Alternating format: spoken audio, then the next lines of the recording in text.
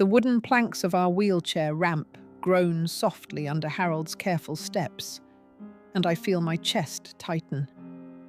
Outside, the morning sun glints off perfectly trimmed hedges and freshly painted mailboxes, a neighborhood that seems to prize appearances more than people.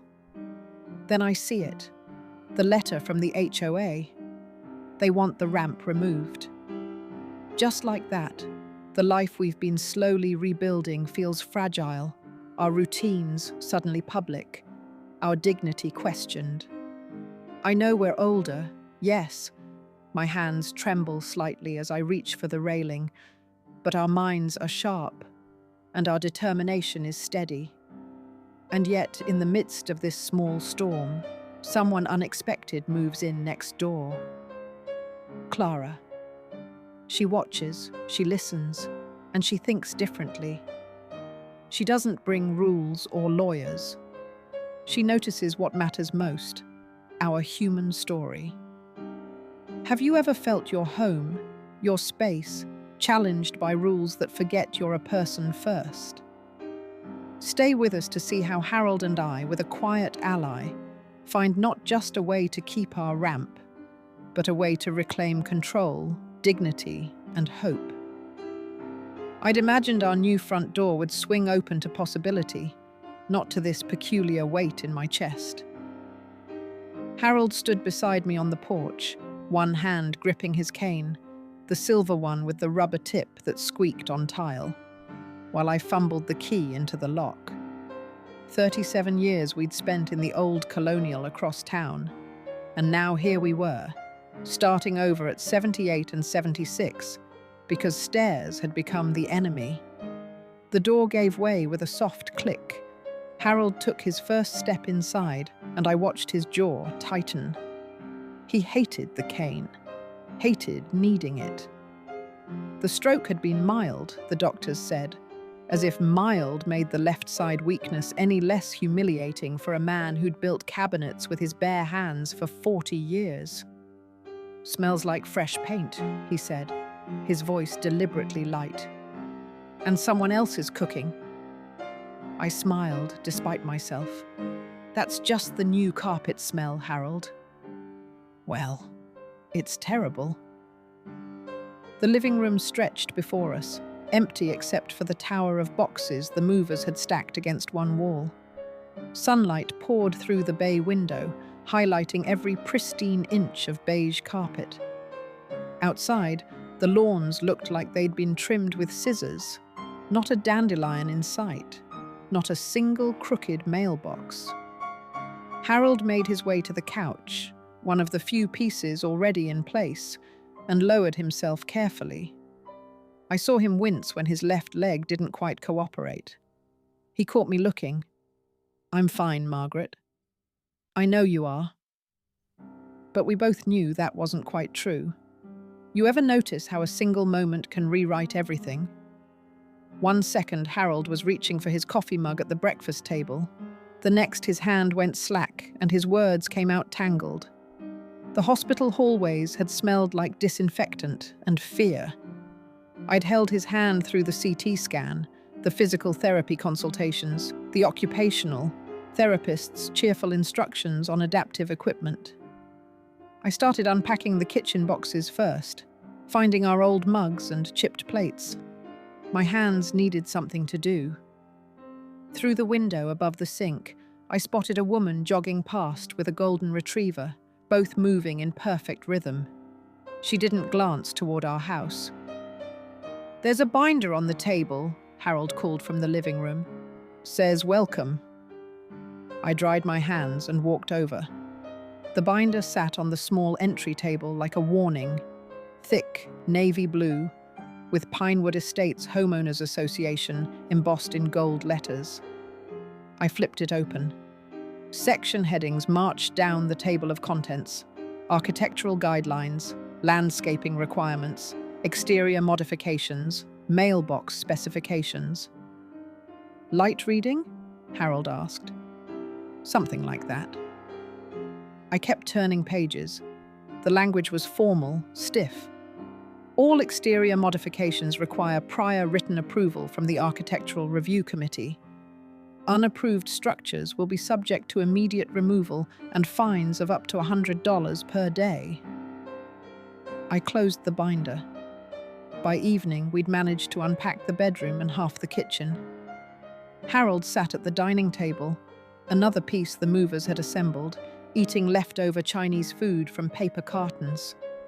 His left hand still trembled slightly when he lifted the fork, so he switched to his right. He caught me watching again. "Stop hovering, Margaret." "I'm not hovering, I'm standing." He almost smiled. That was something. After dinner, I found myself at the kitchen table with a pencil and the back of an envelope. The wheelchair sat folded in the hall closet. We'd need it for longer outings, the physical therapist had said. But the 3 concrete steps leading up to our front door might as well have been Mount Everest. Harold could manage them now, barely, with the cane and the railing. But what about next month? Next year? I started sketching. A gentle slope from the driveway, railings on both sides, pressure-treated lumber maybe, something simple. Something that would let Harold come and go without my hand under his elbow every time. I called 3 carpenters before I found one who didn't sound annoyed by the project's simplicity. His name was Tom Reyes, and his voice on the phone carried the patience of someone who'd built plenty of small things that mattered enormously to the people who needed them. 6 feet long should do it, I said, pencil hovering over my sketch. Maybe 7, to keep the slope gentle. 7's better for wheelchairs, Tom said. And we'll want pressure-treated lumber for the decking. Metal railings on both sides, ADA compliant. How long will it take? 2 days, maybe 3. I can start Monday. Monday, 4 days away. Harold could manage the steps until then. He'd have to. Tom arrived early that Monday morning in a white pickup truck loaded with lumber and tools. He was maybe 50, with sun-weathered skin and paint stains on his jeans. He shook Jog's hand firmly, then Harold's. "Good to meet you both," he said. "Let's take a look at what we're working with." Harold stood on the porch, leaning on his cane, while Tom measured the height of the steps and the available space along the driveway. I brought out lemonade twice during the first day. The sound of the saw and hammer felt purposeful, hopeful even, like we were building something that mattered. By Tuesday afternoon, the frame was up. Tom worked methodically, checking each joint twice, making sure the railings were solid. Harold watched from the porch, pretending to read the newspaper, but mostly just observing. You could see the carpenter in him, the man who'd measured twice and cut once for 40 years, appreciating good work when he saw it. Wednesday morning, Tom knocked on the door. "Want to give it a test run?" My heart jumped. I hadn't expected it to be finished so soon. Harold set down his coffee mug and reached for his cane. I followed him outside, my hand hovering near his elbow but not touching. Not yet. The ramp stretched from the driveway to the porch, painted a soft grey that almost matched the house trim. The metal railings gleamed in the morning sun. Tom stood at the bottom, hands in his pockets, trying not to look too eager. Harold gripped the railing with his right hand. His cane touched the decking, testing. Then he took his first step down. The slope was gentle, exactly right. His left leg didn't have to work so hard. His breathing stayed even. I watched from the top, my throat tight. He made it to the bottom, turned, and looked back up at me. For the first time since the hospital, something in his face relaxed. Not happiness, exactly. Relief. "Well?" I called down. "It's good," he said. His voice cracked just slightly. "Really good, Margaret." Tom packed up his tools while I wrote the check. Harold stood at the base of the ramp, running his hand along the railing, testing its sturdiness over and over as if he couldn't quite believe it would hold. That evening, we sat on the porch together. The air smelled like cut grass and someone's barbecue.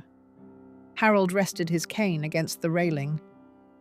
"We could go for a walk tomorrow," he said quietly. "Around the block, maybe." "We could," I agreed. He reached for my hand. His grip was still weaker on the left, but it was there, steady enough. Across the street, I noticed Mrs. Chen's curtain shift. 2 houses down, a man I hadn't met stood in his driveway, arms crossed, staring at our ramp. His expression was hard to read from this distance, but something about his posture felt stiff, disapproving. I squeezed Harold's hand a little tighter. The letter arrived Friday in a crisp white envelope with the HOA logo embossed in navy blue, wedged between grocery flyers and the water bill. I didn't open it immediately. The weight, the formal edges, made me hesitate. Harold was practicing his grip exercises with the therapy ball in the living room. "Mail?" he called. "Just junk," I said, sliding my finger under the flap. Notice of violation. My stomach dropped. "Dear Mr. and Mrs. Jacobs, the Meadowbrook Homeowners Association has noted that a wheelchair ramp has been installed at 428 Maple Drive without Architectural Review Committee approval. Per Section 7.3 of the CCNRs, all exterior modifications require prior approval. Section 9.1 states accessibility structures may only be installed in rear or side yards, not front-facing areas visible from the street. Remove the structure within 14 days, or face $50 daily fines until corrected. Sincerely, Richard Pemberton, HOA Board President." I read it 3 times, searching for some exception for medical necessity. There wasn't one. "Margaret?" Harold appeared in the doorway, leaning on his cane. "What is it?" I handed him the letter. My hands shook. His face shifted. Confusion, disbelief, anger. "They can't be serious." Apparently they are. "It's medical necessity. I need that ramp." He set the letter down, staring. "What are we supposed to do? Use the back door like we're hiding?" "I don't know yet." 14 days. Then fines. His voice rose. "We spent $800, Margaret.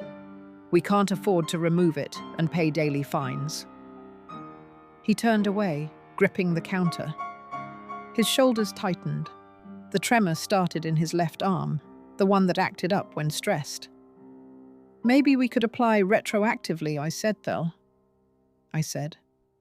"Submit paperwork, explain, ask for an exception. You think they'll care? It's an eyesore in a front-facing area. It's clean, professional. Tom did beautiful work. Tell that to Richard Pemberton." The name hung between us. I'd never met him, but could picture him. Pressed shirts, trimmed lawn, rules followed without question. Harold turned back. His face looked suddenly older, tired. "I just got my independence back," he said softly. 5 days, Margaret. 5 days getting in and out without help." My throat tightened. "And now they want to take it because it doesn't look pretty enough." I had no answer. That night we sat at the kitchen table long after dinner, the letter between us like an accusation. I'd made tea neither of us drank. "We could fight it," Harold said. "There must be disability laws, federal protections." "Maybe." I turned my mug slowly. "But fighting costs money, time. We don't know how long we can afford either." "So we give up?" I didn't say that. He rubbed his left temple, his old problem-solving gesture from construction days. "What if we refuse? Keep the ramp? Pay the fines if necessary. $50 daily adds up. So does my dignity. The words landed hard. I looked at this man I'd loved 52 years and saw the fear beneath the anger. Not fear of the HOA or fines, fear of those steps, of needing help, of dependency. We'll figure something out, I said. When? Less than 2 weeks. I don't know yet, but we will. He stood slowly, gripping the table edge. I'm going to bed. I stayed in the kitchen, staring at the letter. Outside, a dog barked. A car passed with its radio too loud. Normal neighborhood sounds, except nothing felt normal anymore. Saturday morning, I knocked on Clara's door. I'd seen her twice since she moved in, once unloading boxes with a slim efficiency that made me envious, once watering the petunias her mother planted before the illness got bad. She seemed kind, practical, someone who might have answers I didn't. She opened the door in scrubs, hair pulled back, coffee mug in hand. "Mrs. Jacobs," she said, smiling. "Good morning. I'm sorry to bother you." "You're not. Come in. Please." Her living room looked transitional, half unpacked boxes, half cozy furniture. A wheelchair sat folded in the corner, medical equipment lined one wall. She followed my gaze. "Mum's asleep. Saturday's her rest day." "I won't stay long. Sit." She gestured to the couch. "Can I get you coffee?" "No, thank you." I sat on the edge of a cushion, clutching my purse. Now that I was here, the words felt stuck. "Is Harold okay?" Clara asked, concern immediate. "Physically, yes, but—" I pulled the letter from my purse. "We received this yesterday." She read it slowly. Her expression shifted from neutral to incredulous to quietly furious. "They can't be serious." "Apparently they are. Harold uses that ramp daily. I've seen him. According to Section 9.1, it should be in the rear yard, out of sight." Clara set the letter down. "Did you contact a lawyer?" "Not yet. We can't afford much legal help right now, and I wanted to explore other options first." She nodded slowly, thinking. "You know, sometimes the best strategy isn't legal pressure. It's storytelling." "What do you mean?" "The HOA sees a violation, a structure, code language." She leaned forward. "But what if instead they saw Harold, his actual life, the difference that ramp makes?" I frowned. "How?" "Documentation, daily routines, photos, timestamps, details. Show them what removal would actually mean. Not in abstract legal terms, but in human ones." "You think that would work?" "I've seen it work in elder care disputes, family rights cases. When you shift from rules to reality, bureaucracies sometimes bend." She paused. "Sometimes, not always." My instinct resisted. It felt too unconventional, too risky. "What would that involve?" I asked carefully. "I could observe Harold's routines for a week, document how the ramp functions in his day, take notes, photos with your permission. Then we gather neighbor testimonials, people who've seen the difference. Most neighbors haven't spoken to us. Then we introduce them." Clara's voice carried quiet confidence. "We make the invisible visible. Present Harold's story at the next HOA meeting. Let them see him as a person, not a violation. And if they still refuse? Then you escalate. Lawyer, disability advocacy groups, media if necessary. But you start human." I looked at the letter again. Remove the structure within 14 days. "I don't know," I said. It feels vulnerable, exposing Harold's struggles to strangers. It is vulnerable. That's what makes it powerful. What if it backfires? What if it works?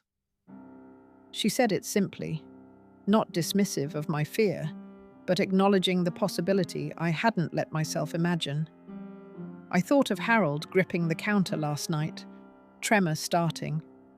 I just got my independence back. I'd need to ask Harold, I said finally.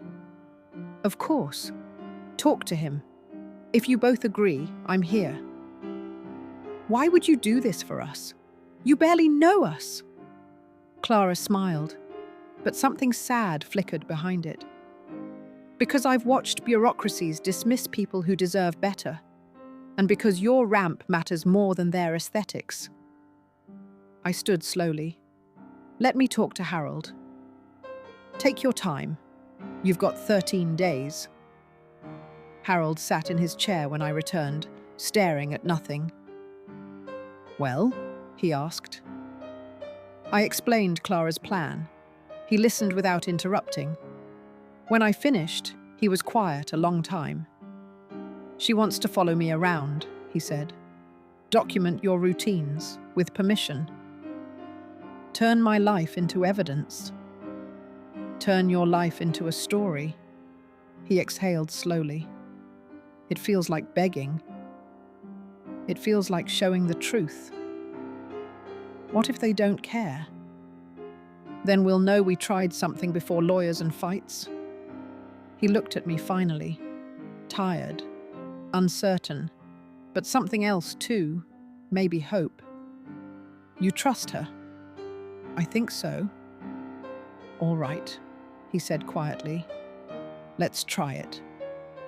Clara arrived Monday morning at 7:30, carrying a small notebook and her phone.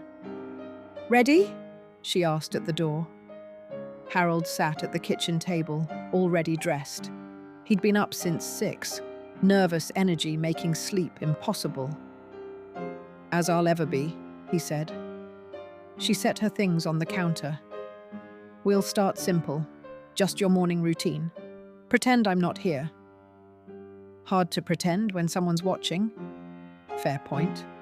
She smiled. Then pretend I'm helpful furniture. He snorted. The tension in his shoulders eased slightly. I stood by the window, my own phone ready.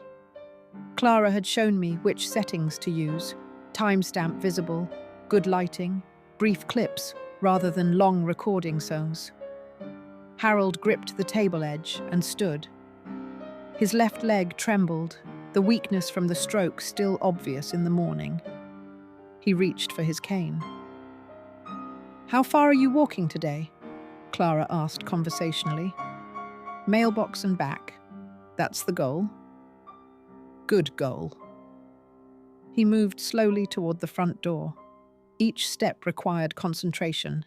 Right foot steady, left foot dragging slightly despite effort. At the doorway, the ramp waited. I filmed as he gripped the handrail. His knuckles whitened with the effort of balancing. 1 step down, 2, 3. The gradient gentle enough that his balance held. Clara made notes, not intrusive, just present. Without this, Harold said quietly, I'd be stuck inside unless Margaret found someone strong enough to carry me. How does that feel? Clara asked. Being able to walk out on your own? Like being human again. I stopped recording, my throat tight.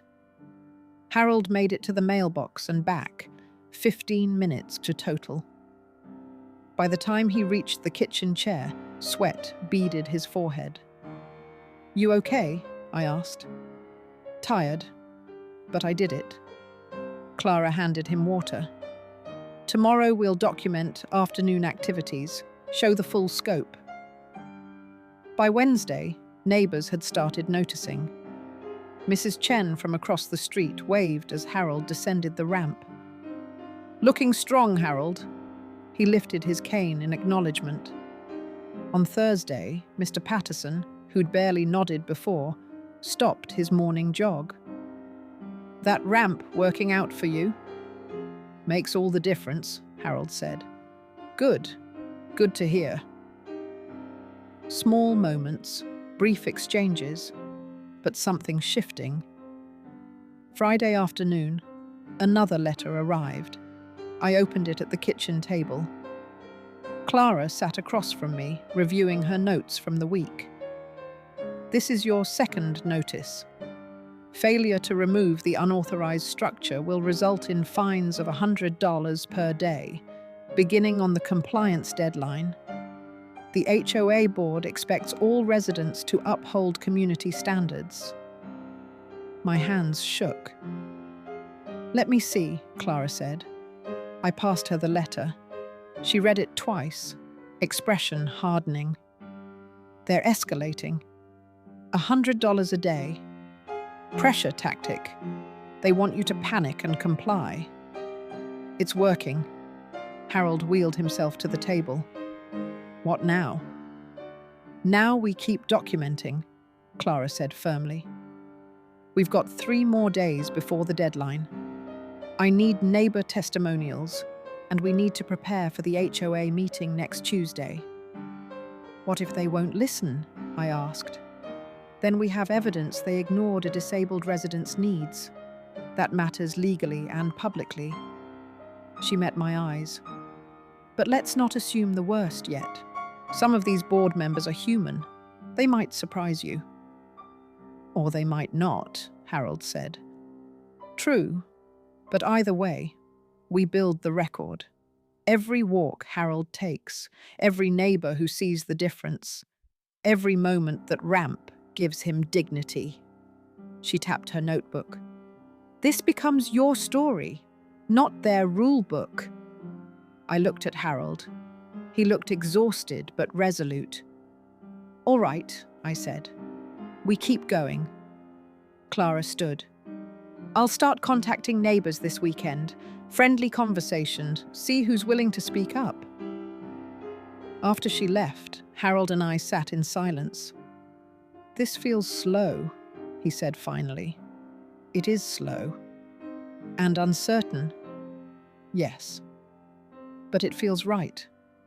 I reached for his hand. "It does." Saturday morning, Clara knocked at 7:30. I'd already started the kettle. Something about her rhythm had become predictable, comforting even. She arrived early, stayed long enough to matter, then left before her presence felt intrusive. "Morning," she said, setting a small bakery bag on the counter. "Brought scones. My mother insists you need feeding." "We're managing fine." "I know. But humor her. She worries about everyone." Harold wheeled himself in, hair still damp from his shower. "Scones? Blueberry? You're spoiling us. That's the plan." We sat at the kitchen table, the same table where I'd opened that first HOA notice just weeks ago. Now it held teacups, scones, and Clara's ever-present notebook. "I talked to Mrs. Chen yesterday," Clara said, breaking her scone in half. "She's willing to write a letter. Says she's watched Harold's progress and thinks the ramp's essential." "She said that?" Harold asked. Her exact words were, "That man has more grit than half the people on this street, and if the HOA can't see that, they're blind." I felt something loosen in my chest. I didn't realize she'd noticed. People notice more than they say. Clara sipped her tea. "Mr. Patterson's on the fence. He's worried about property values, but admits he's never actually researched whether ramps affect them." "So he's useless," Harold muttered. "Not useless, just cautious. I'm working on him." She flipped a page in her notebook. "The Hendersons 2 doors down want to help. Their son uses a wheelchair. They're furious the HOA's making this an issue." "How many people have you talked to?" I asked. 8 so far. 3 definite yeses, 2 maybes, 3 polite no thank yous." Harold set down his cup. That's more than I expected. People respond to stories, not rules. Once they see you as a person instead of a code violation, opinions shift. Clara met my eyes. That's why the documentation matters. It's not just for the board, it's for everyone watching. We finished breakfast in comfortable quiet, the kind of silence that didn't need filling.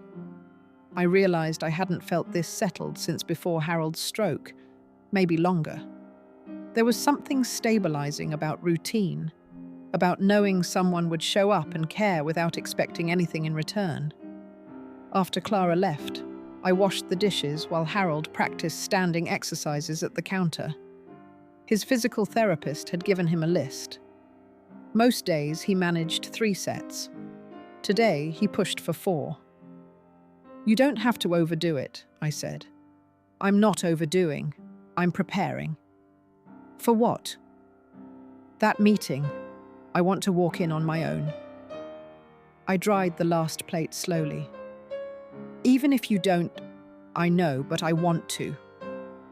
Sunday afternoon, the Hendersons stopped by.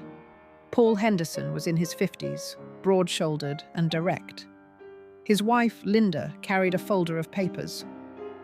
We heard about the HOA notice, Paul said without preamble. It's garbage. Paul, Linda said mildly. It is. Our son's 23, uses a chair full-time. Every time we visit him, we see how much accessibility matters. Not just ramps, everything. And for the HOA to treat this like you're installing pink flamingos. We brought copies of the Fair Housing Act provisions, Linda interrupted, setting the folder on the table. And some case law from similar situations. I stared at the papers. You researched this. We're not lawyers, but we know enough to recognize discrimination when we see it. She sat down. Clara mentioned you're taking a documentation approach rather than going straight to legal action. We're trying to, I said. Smart, less adversarial, but you should have the legal framework as backup. Paul pulled out a highlighted sheet. This section right here, reasonable accommodation for disability. The HOA can't just say no because of aesthetics. Harold leaned forward. What if they argue it's not reasonable? Then they have to prove it. Burdens on them. Paul tapped the paper. A wheelchair ramp for stroke recovery.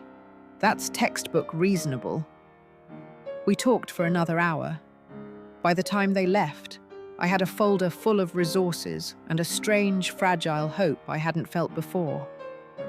People care, Harold said quietly, staring at the closed door. Some people. More than I thought. I thought of Mrs. Chen's comment, the Hendersons' research, Clara's daily presence. It wasn't a flood of support, just steady drops accumulating into something larger. Maybe that's enough, I said. Monday morning, Clara arrived with a digital camera. Documentation phase 2, she announced, setting it between us. I eyed it warily. I thought we were keeping notes. Photos are better. Visual evidence shows what words can't. She pulled out her notebook. The HOA needs to see what independence looks like. I don't know how to use that thing. Point and click. I'll show you. She picked it up. Just honest moments. Harold getting mail. Coming from therapy. Checking the garden. Harold shifted. You want Margaret photographing me like some project. Not a project. Proof.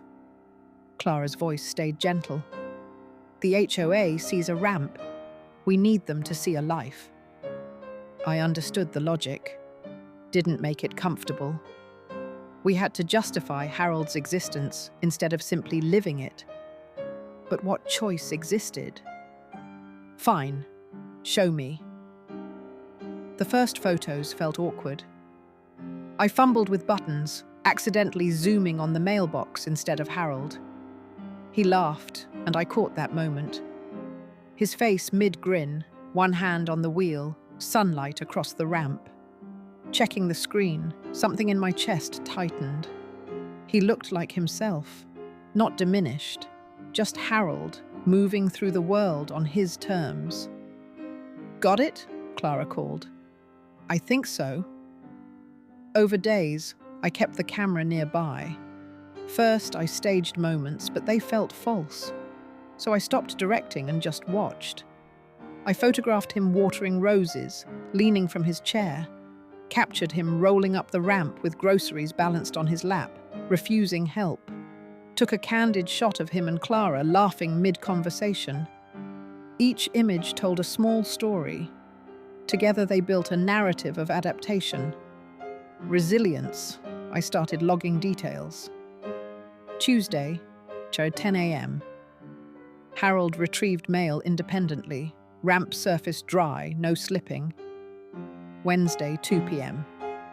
Visited Mrs. Chen via ramp without difficulty. It felt clinical initially, but the more I wrote, the more I noticed patterns. How often Harold smiled now, how he engaged with neighbors, how the ramp wasn't just structure, it was a bridge back to life. "You're getting good at this," Clara said Thursday, reviewing notes. "Just writing what I see." "Exactly what we need." She tapped a page. "This entry about Harold helping Mr. Patterson with trash cans, that's gold. Shows community participation, things the HOA claims to value."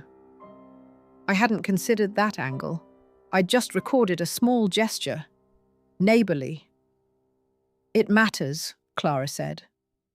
"All of it matters." Friday, an envelope appeared in our mailbox. Plain white. Inside, handwritten letter on floral stationery. "Dear Mr. and Mrs. Jacobs, I wanted to write and tell you how much I admire what you're doing. My late husband had mobility challenges, and I know how hard maintaining independence is when the world makes it harder. Your ramp is not an eyesore, it's a necessity. A reminder this neighborhood should be a place where people age with dignity. I've written to the HOA board expressing support. With respect, Dorothy Chen." I read it twice, then handed it to Harold. He studied the words, lips pressed together. When he looked up, his eyes were damp. "She didn't have to do this." No, she didn't. But she had, and that mattered more than I could say. The inspector arrived Tuesday morning without warning. Grey suit, clipboard, expression like he'd already decided we were guilty. He knocked twice, sharp, official, and stood on our porch, examining the ramp with visible disapproval. I opened the door. "Can I help you?" "HOA compliance inspection. Mrs. Jacobs?" He didn't wait for confirmation. "I need to assess the unauthorized structure. It's a wheelchair ramp. My husband needs it." "I'm aware of the claim." He crouched, running fingers along the wood grain. "Materials not approved. Installation without permit. Height exceeds standard regulations." "Standard regulations for what? Decorative features?" Heat crept up my neck. "This is medical equipment. All modifications require board approval, no exceptions." He photographed from multiple angles. "You'll receive our findings within 5 business days. I recommend consulting an attorney." He left without another word. I stood there, heart hammering, watching him pause at Mrs. Patterson's mailbox to make additional notes. What else was he documenting? Our lawn? Paint color? Whether we smiled enough? Harold wheeled up behind me. "That bad?" "Worse." By afternoon, whispers spread. Mrs. Patterson stopped me at the mailbox. Her smile tight, polite, false. "Margaret, dear, I heard the inspector was here." He was. Such an unfortunate situation. She adjusted her sunglasses. You know, when we moved here, we followed every regulation to the letter. It's what keeps property values stable. I gripped the mail tighter. Harold's mobility isn't about property values. Of course not. Her tone suggested otherwise. But rules exist for everyone's benefit. Surely you understand. What I understand is my husband deserves to move freely in his own home. She blinked. Well, I hope you find a solution that works within community standards. Translation: remove the ramp or leave. I walked back inside before saying something I'd regret. Harold noticed my mood immediately. What happened? Mrs. Patterson happened. I dumped mail on the counter. Polite criticism wrapped in concern. Property values. Community standards. Let me guess. She thinks we're ruining the neighborhood. She didn't say it outright, just implied we're selfish for wanting accessibility. Harold's jaw tightened. Selfish. Her word choice was unfortunate situation. Same difference. We sat in silence. Outside, a car slowed near our driveway. The driver stared openly at the ramp before continuing. They're watching us, Harold said quietly. Judging. I know. Maybe we should...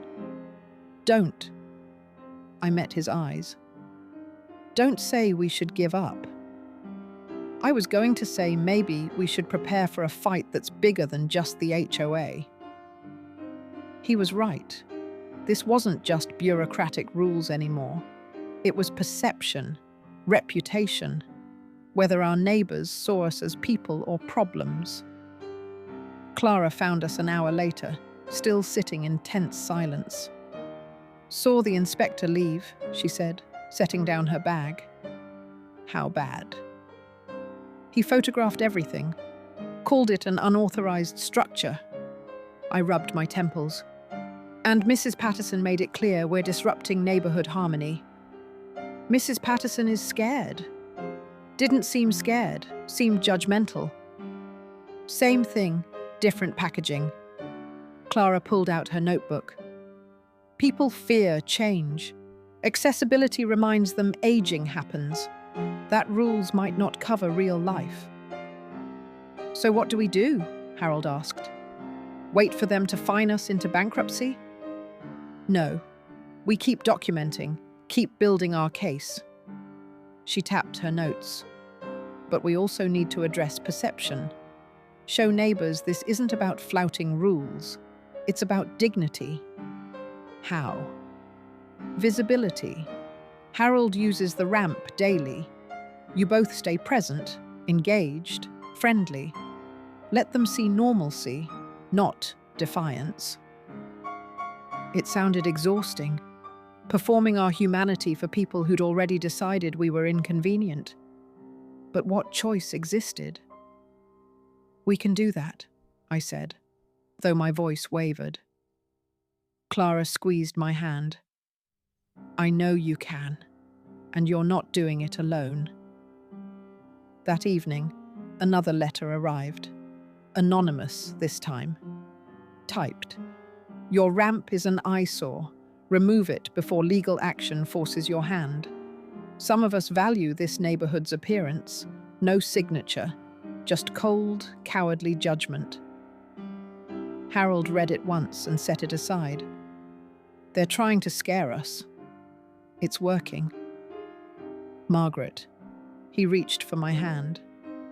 We've been scared before, survived worse. This feels different. Because we're visible, can't hide aging or need. His grip tightened, but hiding never protected us. Maybe visibility does. I wanted to believe him, wanted to think standing firm meant something. But sitting there, holding an anonymous threat, I felt exposed in ways I hadn't since we were young. And the world first taught us invisibility's cruel safety. Outside, a neighbour's porch light flicked on, then another, watching, always watching. Clara scheduled the HOA meeting for Tuesday evening, 7 days to prepare. 7 days of rehearsing what I'd say, watching Harold practice his own brief statement, and reviewing the compiled evidence until my eyes blurred. The night arrived too quickly. We walked into the community centre at 6:45. The board sat at a long table facing rows of folding chairs, some occupied by neighbours, others empty and waiting. Mrs. Patterson sat in the front row, arms crossed. Mr. Chen from 3 houses down offered a small nod. The rest avoided eye contact. Harold's wheelchair made a soft squeak as we moved to the front. I hated that sound, too loud in the silence, drawing attention to the very thing we were fighting for. Clara arrived moments later carrying a neat folder and projector. "Ready?" "As we'll ever be," I whispered. The board president, Gerald Whitmore, cleared his throat. "Let's begin. Item 4 on tonight's agenda. The unauthorized structure at 132 Maple Drive." He glanced at us without warmth. "Ms. Clara Bennett has requested time to present evidence on behalf of the residents. You have 15 minutes. 15 minutes to justify Harold's dignity." Clara set up quickly, professional and calm. The projector hummed to life. "Thank you for your time," she began. "I'm here to provide context the original complaint lacked: medical necessity, daily impact, and community benefit." The first slide showed Harold navigating the ramp, date-stamped. Morning light caught his careful movements, cane gripped firmly. Harold Jacobs suffered a stroke 4 months ago. His mobility depends on accessible entry to his home. Without the ramp, he's confined indoors or reliant on assistance for even basic errands. Next slide, a doctor's letter detailing Harold's physical limitations and the medical necessity of the ramp. One board member leaned forward, reading closely. Another remained stone-faced. Clara continued. HOA codes prioritize aesthetics. I understand, but accessibility isn't an aesthetic choice. It's a human right. The Americans with Disabilities Act supports reasonable accommodations in housing. We're aware of ADA guidelines, Whitmore interrupted, but this is private property governed by covenant rules, which can be amended when they conflict with federal protections. Clara's voice stayed steady. I'm not suggesting you ignore rules. I'm suggesting you adapt them. She clicked to the next slide. Neighbor testimonials. 3 written statements supporting the ramp. Mr. Chen's name appeared first. These residents recognize the ramp's necessity. They've observed Harold's improved mobility, social engagement, and overall well-being. Mrs. Patterson shifted uncomfortably. Before the ramp, Clara said, Harold was isolated. Now he attends neighborhood gatherings, visits the mailbox independently, and participates in daily life. Isn't community, connection, what HOA rules aim to protect? Silence. A board member whispered to Whitmore, another scribbled notes. Mr. and Mrs. Jacobs, Whitmore said finally, would you like to speak? My pulse hammered. I stood slowly, Harold beside me. We're not asking for special treatment, I began. My voice sounded smaller than I'd practiced. We're asking for the same independence you take for granted. Walking out your front door, checking mail, sitting on your porch. Harold cleared his throat. I worked 40 years as a carpenter, built things that lasted. This ramp, he gestured toward the projected image. It's not permanent defiance, it's temporary necessity. But it's also proof I'm still here. still part of this community. His words landed heavier than mine. We're not trying to disrupt neighborhood harmony, I added. We're trying to live in it, with dignity, with autonomy. I sat. My hands trembled. Whitmore glanced at his fellow board members. Some looked uncomfortable, others unmoved. "We'll take this under advisement," he said. "The board will review the evidence and respond within 2 weeks." 2 weeks. Not yes, not no, just waiting. Outside, neighbors filtered past. A few offered quiet support. Most hurried to their cars. Clara packed the projector. "You did well." "Did we?" Harold asked. "Felt like talking to a wall." "Some walls have cracks." She smiled faintly. "You saw their faces. They're divided. That's progress." Maybe. Or maybe we'd just prolonged the inevitable. Mr. Chen approached as we reached our car. "That took courage," he said. "Not everyone would stand up like that." "We didn't have a choice," I replied. "Everyone has a choice. You chose dignity." He nodded once, then left. Harold watched him go. "Think it'll be enough?" "I don't know." We drove home in silence. The ramp waited in our headlights, solid and necessary. Inside, I made tea neither of us drank. We sat at the kitchen table, exhausted and uncertain. 2 weeks, Harold said. 2 weeks. The letter arrived on a Tuesday morning, 6 days after the meeting. I knew before I opened it. Official HOA letterhead, expedited postage, the weight of bureaucratic authority pressed into a single envelope. "Harold," I called. He wheeled into the kitchen, coffee mug balanced on his lap. "What now?" I read aloud. "Pursuant to HOA Covenant Section 4.2, a structural compliance inspection has been scheduled for Friday, April 14th at 10 a.m. Failure to comply may result in immediate fines and enforcement action." Friday, 3 days away. "They're not waiting 2 weeks," Harold said flatly. "No." I set the letter down. "They're forcing our hand." We'd presented evidence, testified, followed every rule they'd suggested. And now they were coming to our door with clipboards and penalties, ready to dismantle the one thing keeping Harold mobile. I thought about calling Clara, then I picked up the phone and did it. She arrived within the hour, read the letter, twice, and swore under her breath. "This is retaliation," she said.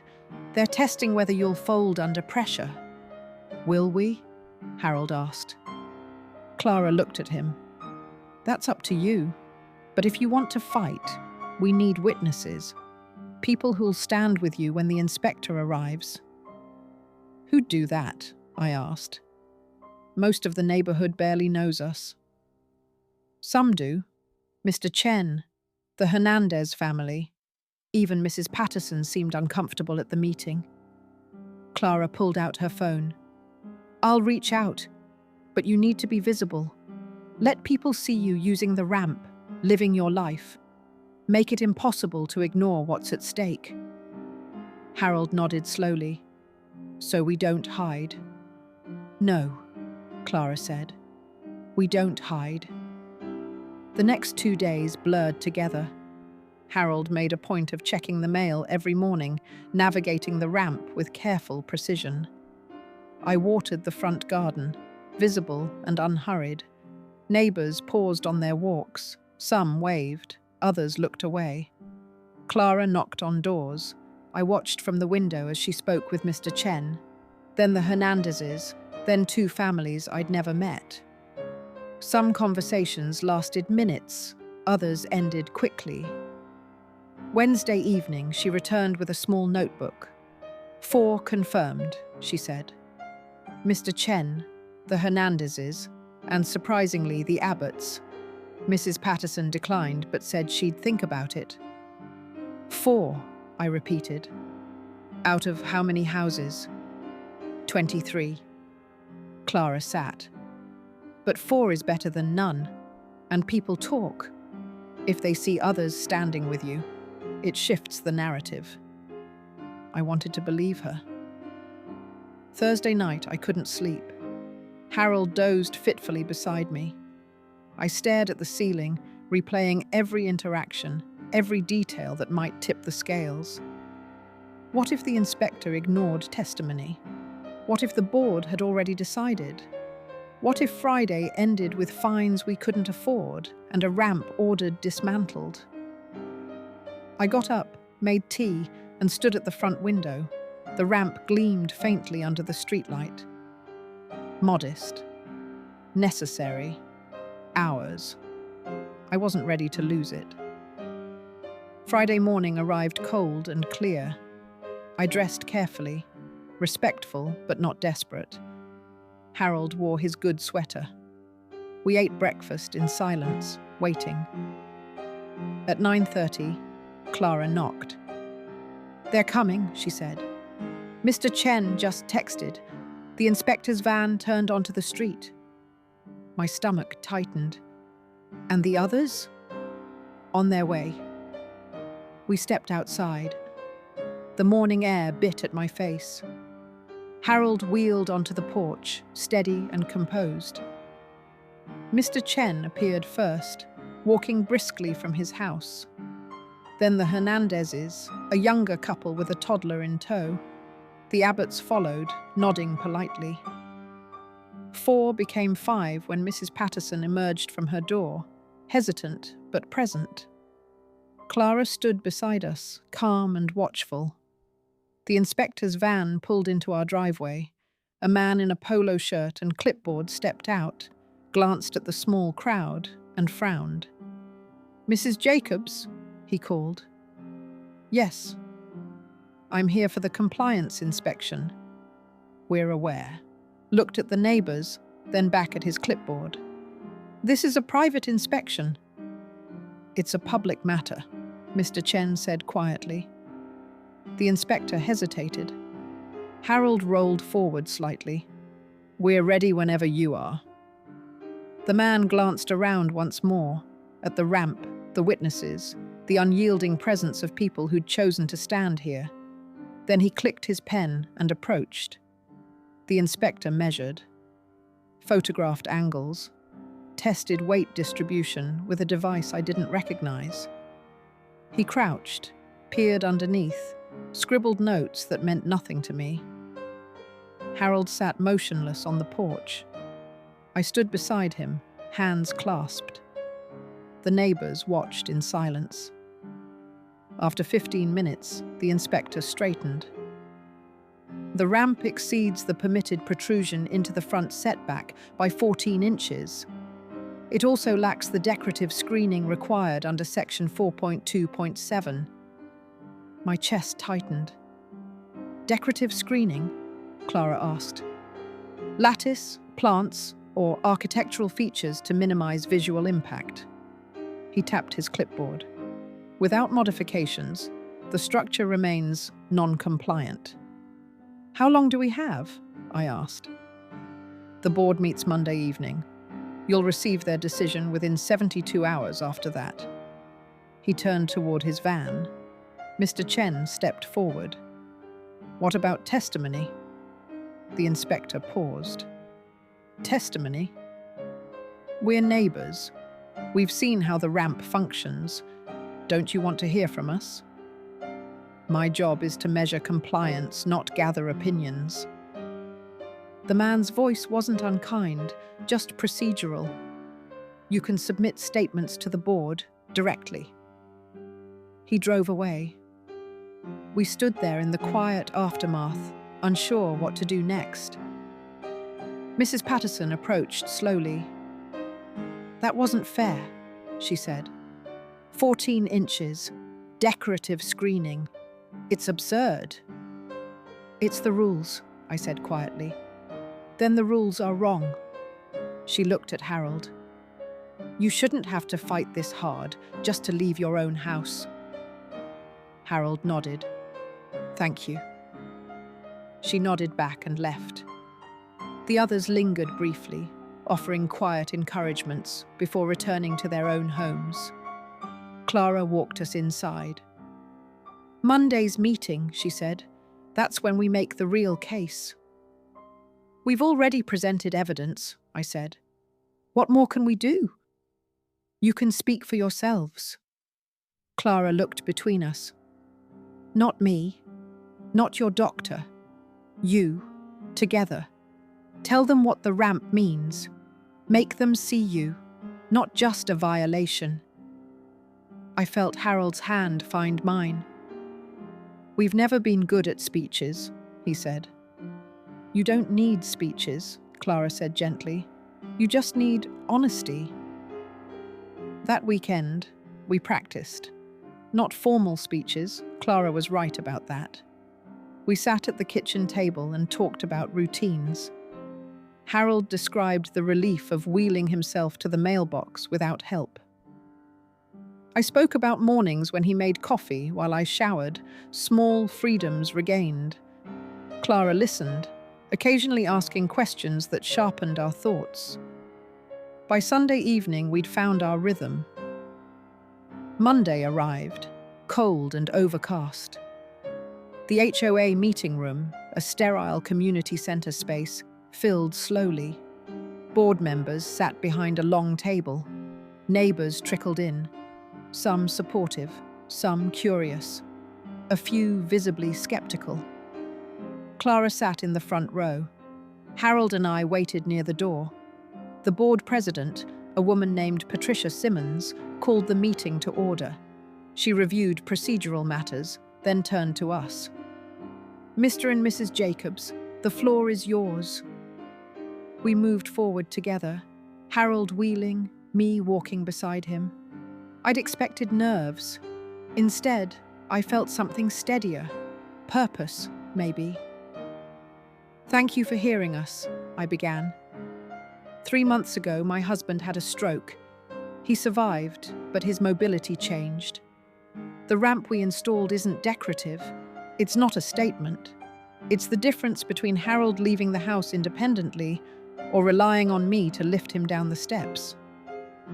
I paused, steadying my breath. Every morning he wheels himself to the mailbox. On Tuesdays, we go to his physical therapy appointments.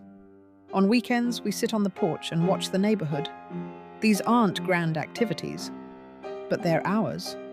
And without that ramp, they disappear. Harold spoke next, his voice calm but firm. I worked construction for 40 years. I built things that lasted. I understand codes and safety. This ramp is solid. It's safe. And yes, it sticks out 14 inches past where someone decided ramps should stop. But those 14 inches, that is, let me live in my own home with dignity. He looked directly at the board. I'm not asking you to ignore your rules. I'm asking you to remember why rules exist. To protect people. To create community. Not to punish someone for needing help. The room was silent. Patricia Simmons wrote something down. The other board members exchanged glances. Thank you, she said finally. We'll deliberate and notify you of our decision. We rolled back to our seats. Clara reached over and squeezed my hand.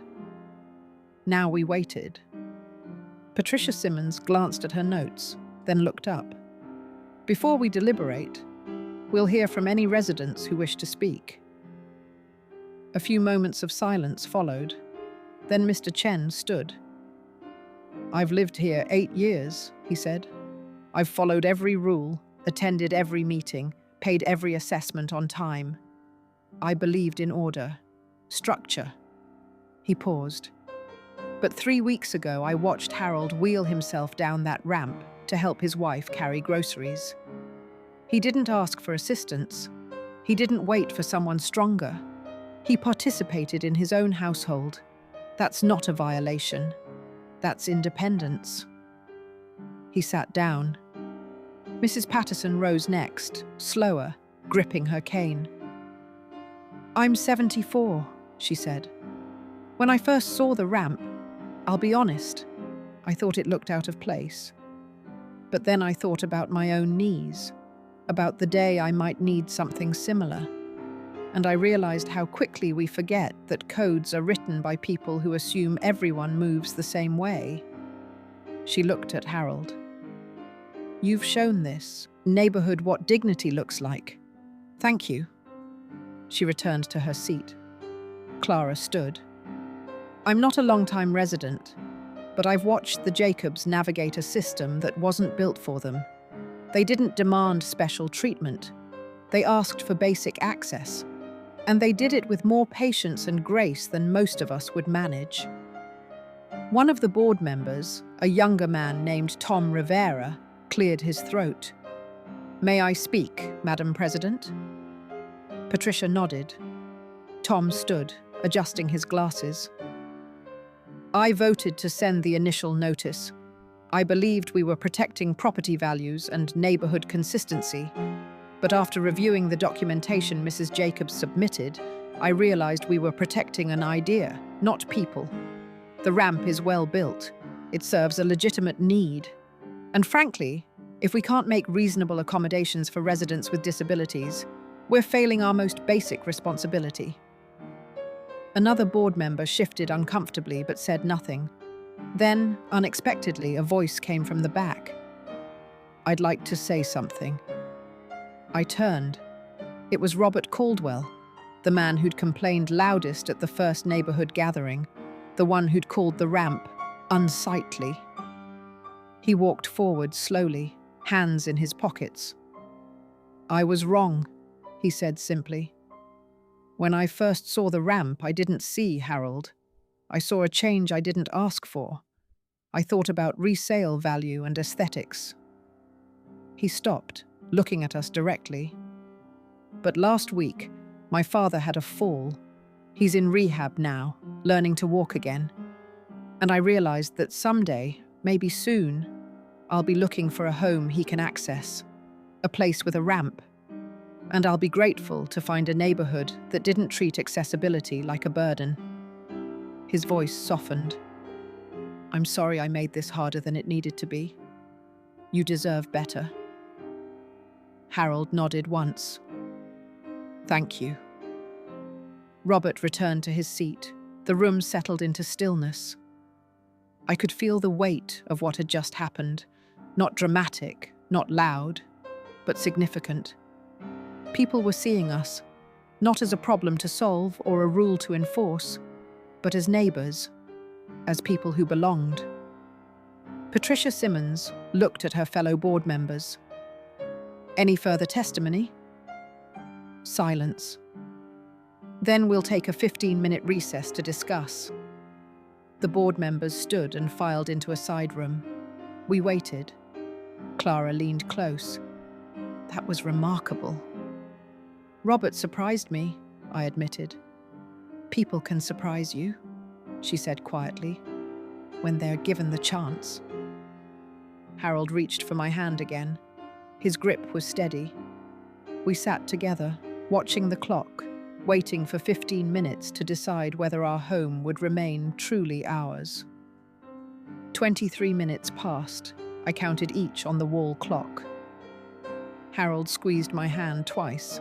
Our signal he was steady. When the board returned, Patricia Simmons's face was unreadable. She arranged her papers and met our eyes. After reviewing testimony and our accessibility clause, we've reached a decision. We recognize Mr. Jacobs's legitimate need for wheelchair access. However, we must maintain aesthetic consistency. My chest tightened. Therefore, we propose modifications to bring the ramp into compliance while preserving function. She slid a diagram toward us. Clara studied it, then passed it to me. 3 changes: decorative lattice skirting, a planter box along one side, and matching handrail. These modifications integrate the ramp visually while maintaining accessibility. Complete them within 45 days, and we'll waive all fines. We'll split materials costs 50-50. How much? Harold asked. Tom Rivera checked his notes. 300 total. You'd pay 150. I glanced at Clara. She nodded. Proceed carefully. The lattice and planter won't interfere with Harold's mobility. Not per ADA guidelines, Tom said. Slope and width remain unchanged. And the handrail needs to support actual weight, Harold said firmly. Patricia nodded. We'll require contractor certification. No shortcuts. May we discuss privately? Clara asked. We huddled near the water cooler. What do you think? I kept my voice low. Clara examined the sketch. It's reasonable. The lattice hides support beams. The planter adds appeal. A proper handrail is safer. But it's still compromise, I said. Yes, Clara agreed. But you're keeping full access and establishing precedent. The next resident won't fight this hard. Harold met my eyes. What does your gut say? I thought about the notices, the sleepless nights, the fear we'd lose entirely. We'd wanted independence, not conflict. This offered a path forward without courtrooms. We take it, I said, but only in writing, clear terms, no hidden clauses. Smart, Clara said. I'll request a formal agreement. We returned to the table. We'll accept the modifications, provided we receive written contract specifying requirements, timeline, and confirmation that no further objections will be raised. Patricia glanced at Tom, who nodded. We'll draft it tonight and email by tomorrow afternoon. Does the 50-50 split include labor? Harold asked. Materials only, Tom clarified. But I know a contractor who does accessibility work, reasonable and fast. Harold studied him. You offering help? A referral. Your choice. We'll take the name, I said. Clara leaned forward. Will this decision be recorded as precedent for future accessibility requests? The board exchanged looks. I'll motion to include language prioritizing reasonable accommodation in our next policy review, Tom said. Seconded, another member added quietly. Patricia's mouth tightened, but she nodded. We'll vote separately. For now, do the Jacobs accept? Harold and I looked at each other. Together, we nodded. We accept. The contract arrived Wednesday afternoon, 2 pages of clear terms and protective clauses. Clara read it aloud, while Harold and I sat at the kitchen table, coffee cooling in our mugs. No hidden fees, no ambiguous language. 45 days to complete, modifications, materials split evenly, and full approval for accessibility use. Sign it? Harold asked. I picked up the pen. My hand shook slightly, not from age, but from relief so sharp it felt almost painful. We sign it. Our signatures went side by side, just like our names on the deed. I scanned and emailed the document back before doubt could creep in. Clara raised her mug. To persistence. To evidence, I added. Harold grinned. To ramps that stay put. We clinked ceramic against ceramic, and for the first time in weeks, I laughed without tension knotting my shoulders. Tom Rivera's contractor showed up Friday morning, a woman named Jenna with calloused hands and an efficient smile. She measured twice, sketched adjustments, and promised completion in 3 weeks. You've got solid work here already, she said, testing the ramp's stability. I'll just dress it up. Harold watched from the doorway, leaning on his cane but standing straighter than he had in days. Make it strong, he said. I plan to use this thing for years.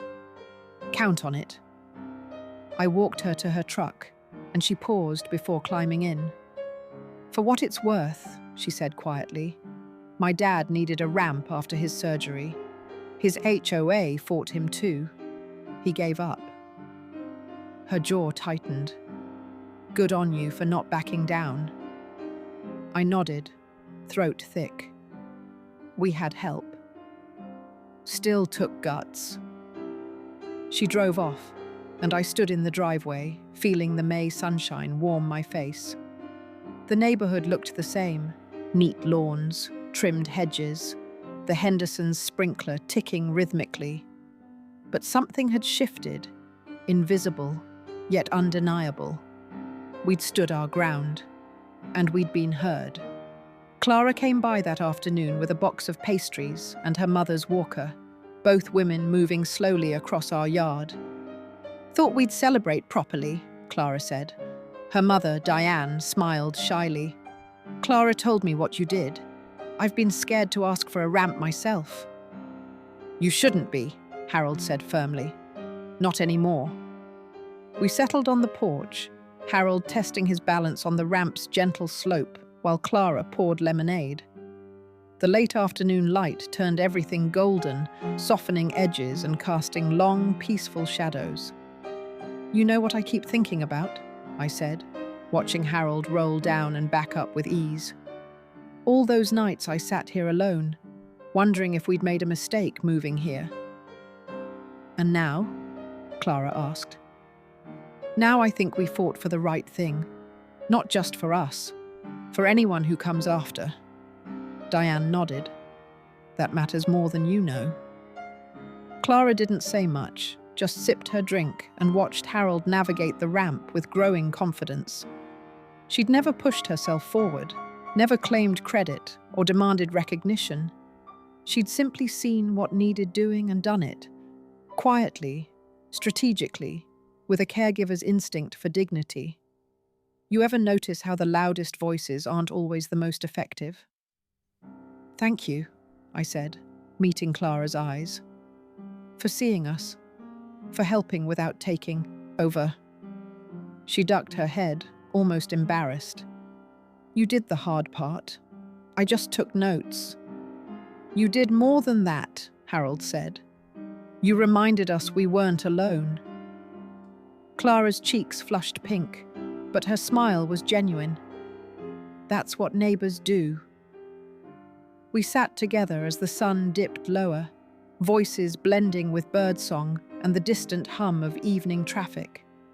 The ramp stretched before us, solid, functional, and soon to be beautiful in its own practical way, not a symbol of defeat or compromise, a bridge, a declaration, a promise kept.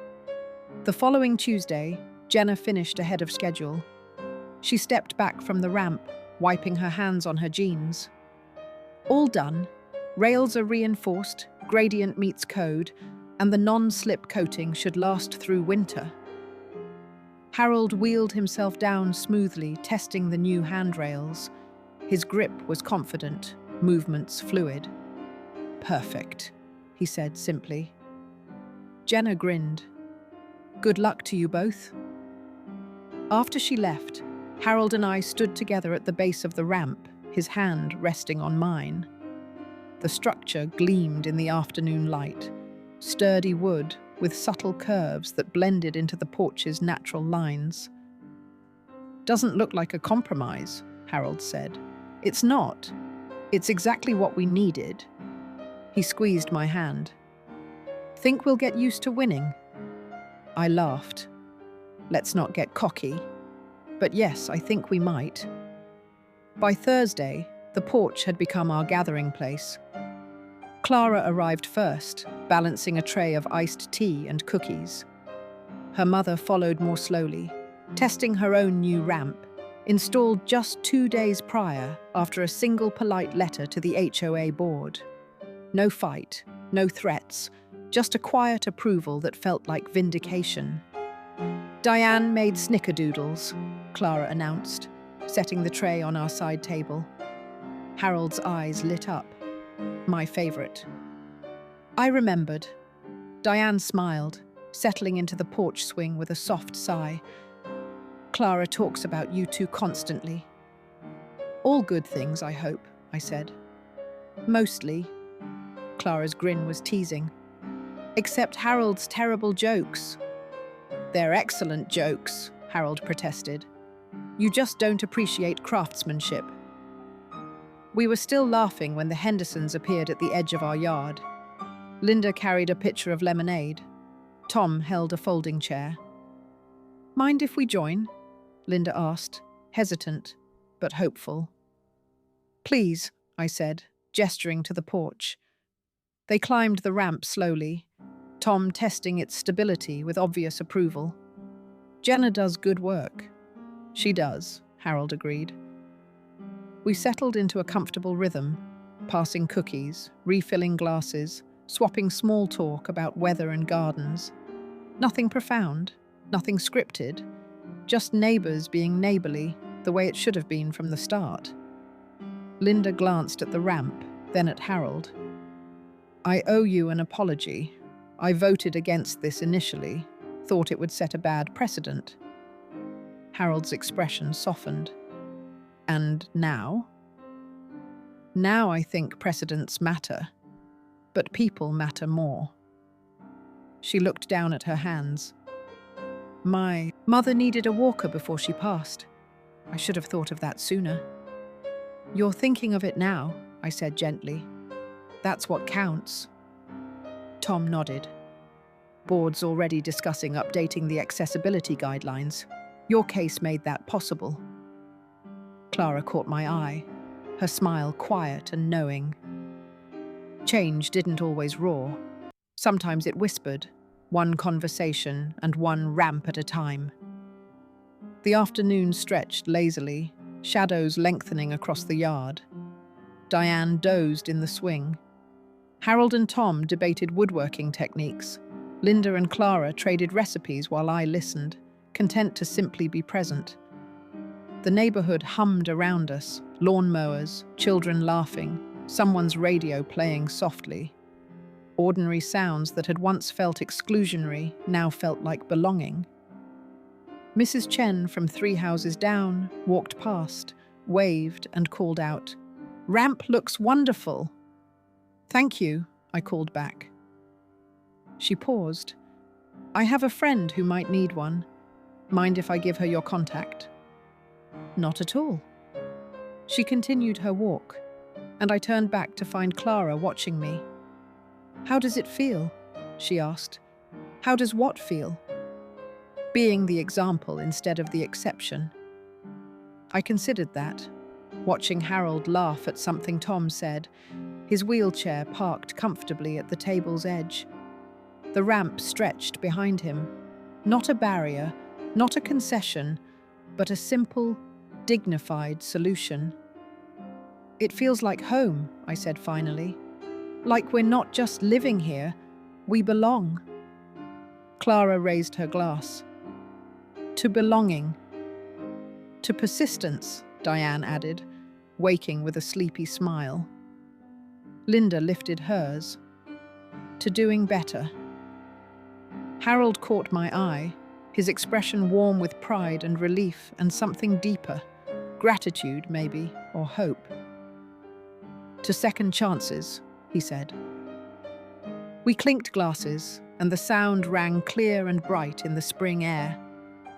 Around us, the porch buzzed with conversation, laughter, and the quiet comfort of people choosing connection over convention. The ramp held us all, steady, unassuming, and exactly where it needed to be.